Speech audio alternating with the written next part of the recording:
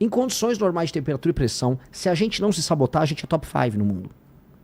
Agora, se você perguntar para qualquer brasileiro se o Brasil é hoje uma nação que tem condição de sentar na mesa com os grandes, as pessoas vão dar risada. A gente acha que a gente é ridículo, que a gente é um país eco.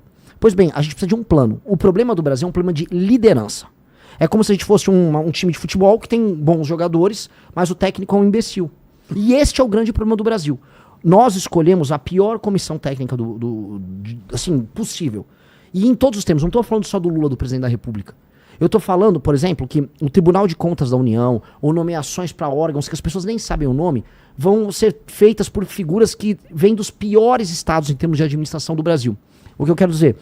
O Maranhão, o Amapá, o Acre, que são lugares mal administrados. Os lugares onde tem muita corrupção, onde uma parte dos municípios não se sustentam, eles mandam mais do que São Paulo. E aí os lugares mais mal administrados colocam os políticos que mandam em tudo.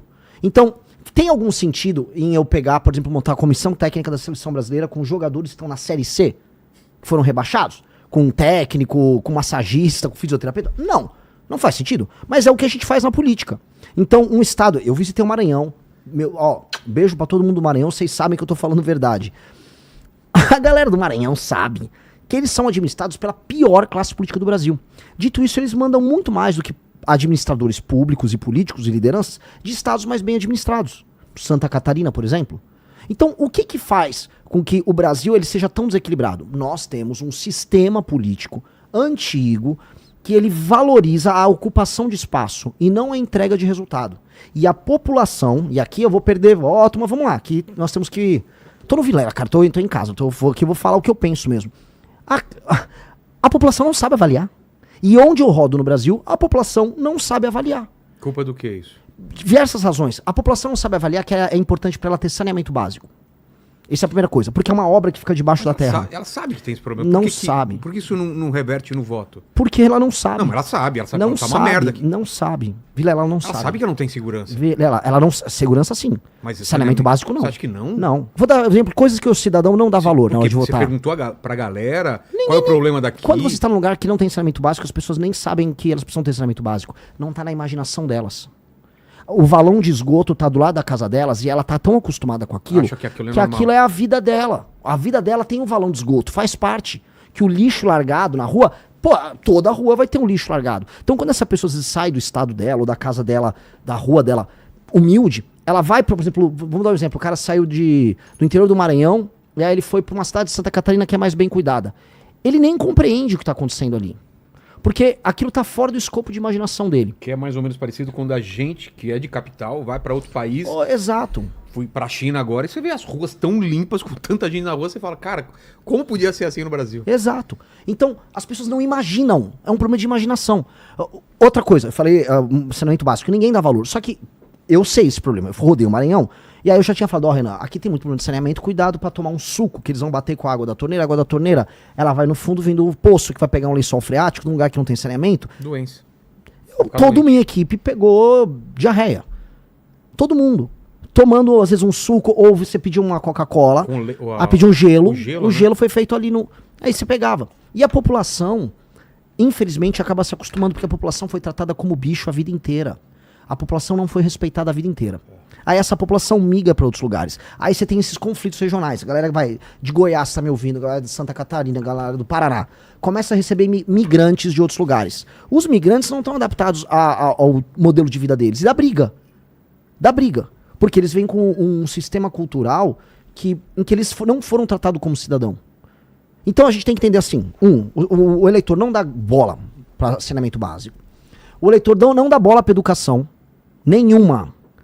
O eleitor não dá valor para educação. A educação não faz parte nem de longe da decisão de voto do eleitor. A educação não é considerada um valor intrínseco pelo eleitor. E deveria ser o principal. É lógico. Mas as pessoas não entendem, porque a maior parte das pessoas, nos lugares mais humildes, quando ela vive, ela entende assim, a escola já era ruim. A vida dela, ela passa pela escola, a vida dela não melhorou naquilo. Ela não entende que aquilo é uma mola propulsora. Quando vieram pessoas de outros países, imigrantes pra cá, que vieram de culturas em que a educação já era dada em alguma medida como valor, eles deram mais valor e levaram vantagens nisso. Eu dou sempre o exemplo da minha mãe. Quando eu era criancinha, eu me alfabetizei muito rápido. Minha mãe me ajudava, ela sentava. Minha mãe era uma mulher de classe média, jovem, que meu pai trabalhava, ele era um cara de classe média, ambos tinham se formado, tinham estudado, e minha mãe eu tive o privilégio de ter minha mãe me ajudando quando era criança. E outras crianças não tiveram esse privilégio, porque a mãe, às vezes, é uma mãe solteira, não tinha grana pra bancar isso, precisa trabalhar, precisava ralar, e ao mesmo tempo aquela mãe não entendia como eu cobro a escola pro meu filho ter uma educação melhor. Muitas mães, quando falam em escola, ela fala merenda. Por quê? Porque ela quer saber se o filho dela tá comendo.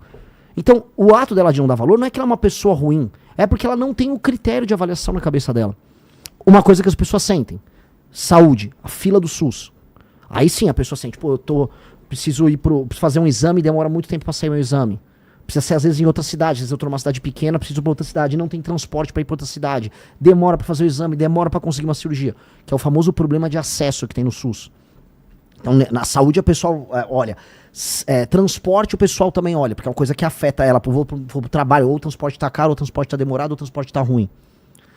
Mas, no geral, nos lugares mais humildes, boa parte dos problemas não são avaliados como importantes. E aí o político entende. E o que o político faz? E essa é a lição que eu tive de Brasil. A maior lição que eu tive. O político, ele entende que ele pode cooptar aquela pessoa. Então, você tem uma família com 5 pessoas. Ele dá um emprego pra uma pessoa na tua família. Aí a tua família inteira é obrigada a votar nele e apoiar ele o tempo todo. Ele distribui uma telha, um saco de cimento. Ele fica mantendo você num sistema de favor. E nada disso envolve atividade econômica gerada no município. Porque ele vive de repasse do famoso FPM, Fundo de Participação dos Municípios, que é um repasse que vem lá do governo federal. Esse repasse vem de dinheiro tirado de outros lugares. E esse político não tem nenhuma responsabilidade em aumentar a arrecadação, tampouco em melhorar a vida das pessoas. E é por isso que eu comecei a jogar luz sobre esse problema ao redor do Brasil, que eu falei, cara, todos os políticos do Centrão, os políticos mais corruptos, eles vêm desse modelo de engambelar o eleitor, de comprar o eleitor, de manter o eleitor ali como um servo, enquanto ele tira dinheiro de outros lugares do Brasil que estão ralando e pagando imposto altíssimo. E aí ele se mantém, fica rico no meio, e aí ele tem o ciclo eleitoral. Se esse cara tá no Nordeste, não no Norte, no Nordeste tem, por exemplo, vai acontecer agora o São João. Todo político do interior tem que fazer o maior São João possível, e o eleitor avalia ele se o São João for grande. No resto dos lugares, são os grandes shows, por exemplo, festa da prefeitura. A prefeitura fez o aniversário, aí você traz o Natanzinho, traz o Wesley Safadão, e traz vários desses cantores, e aí o público avalia, pô, meu prefeito é bom. Aí o Safadão chama o prefeito lá, aí o prefeito dança.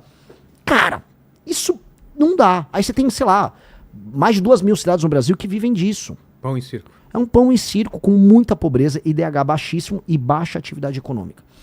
Em última instância, não só por conta disso, por conta de outras coisas, mas isso faz também com que outros lugares no Brasil acabem pagando uma alíquota de impostos muito alta para sustentar essas transferências para outros estados e municípios e também para sustentar a máquina do governo, a grande máquina com seus milhares de juízes, com seus milhares de promotores, com seus funsas que ganham salários acima da média, com super aposentadorias. E você tem que sustentar toda essa máquina que redistribui dinheiro que não funciona. E aí fica a pergunta, desde a Constituição de 88 tem todos esses instrumentos de distribuição de recursos. Se for puxar ainda, vamos dizer, o Pacto Federativo, os investimentos para diminuir a pobreza no Nordeste, Sudene e tal, a gente está lá desde os anos 50 falando em fazer isso. E a desigualdade regional não diminuiu. Então a gente tem que mudar a lógica. E quando eu olho e eu estudo a lógica, ou seja, quando a gente estuda história, o que a gente percebe? Que você tem uma classe política que é horrenda, que é a pior classe política possível, administrando os lugares mais humildes e que não larga o osso. E eles se aliam com a esquerda, com a direita, com quem for, que é o famoso Centrão. E se a gente quiser resolver Centrão, se a gente quiser resolver STF, se a gente quiser tornar, aí sim, o Brasil que eu falei que tem que ser uma das 5 maiores nações do mundo, a gente vai ter que resolver esse problema. Porque rodando o Brasil, tomando uma surra de Brasil, vamos botar assim, você percebe que boa parte das nossas discussões são sobre outras coisas. E não sobre isso. E isso é o essencial. Isso é o verdadeiro tema de Brasil. Eu mesmo, cara, como liderança de movimento, eu achava que, pô, tem outro tema aqui. Cara, tem temas bem mais importantes. E esse é mais importante. Esse eu percebi. Este é o maior problema do Brasil. E se a gente resolve esse problema, por extensão, a gente começa a resolver o grande problema brasileiro. Porque do jeito que tá, o mundo não vai ter clemência com o Brasil. O Brasil, como você disse, tem terras raras, tem recursos hídricos, tá posicionado estrategicamente. O continente, o Sul, a América do Sul, assim como o tal do Sul global, vai ser cada vez mais importante nas próximas décadas.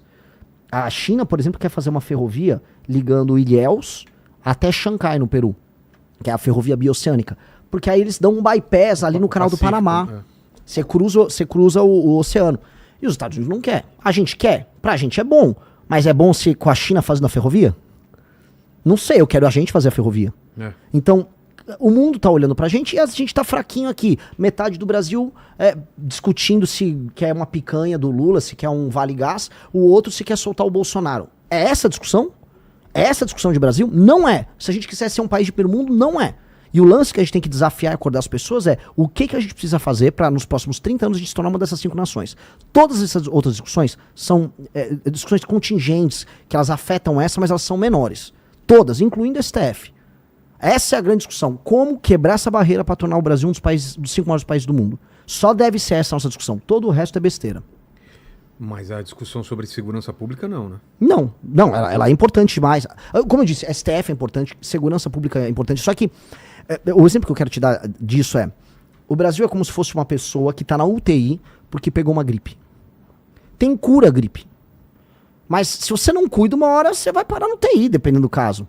E nós estamos nessa. A gente tá com uma doença. Resolver a questão de segurança pública no Brasil não é tão difícil. É que a gente se esforça em deixar o crime organizado trabalhar. A gente se esforça em ter uma das piores leis em termos de combate a facções, leis de execução penal, progressão, saidinha. A gente se esforça. Há um esforço. Há um esforço, vamos dizer, civilizacional de anos em tornar o Brasil um país ruim no enfrentamento ao crime. Mas é porque eles estão já dentro do sistema? Ou é uma visão que foi colocada na população? Não, é uma visão de Brasil. O Brasil ficou com muita culpa do período da ditadura militar, regime militar, chame o que quiser. O Brasil ficou com muita culpa. E essa culpa, por conta de violações de direitos humanos, fez com que a ideia de você avançar uma legislação penal dura para enfrentamento ao crime fosse colocado como uma coisa, não, estamos imaginando que estamos nos porões do DOPS. Eu sei que você gostou do vídeo, então deixa o like e se inscreva no canal. É de graça e ajuda muito a gente. Nos vemos no próximo vídeo. Fui.